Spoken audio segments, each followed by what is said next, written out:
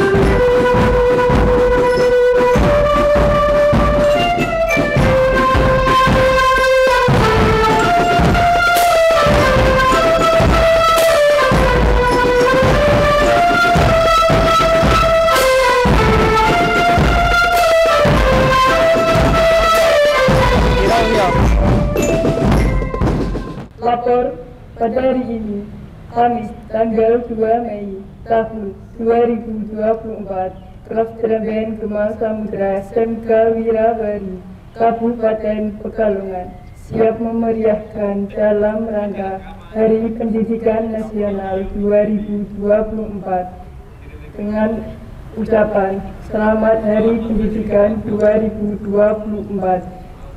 bagi guru dan murid. Hebat Indonesia. Laporan selesai. Laporan saya terima. Kerjakan. Siap, kerjakan.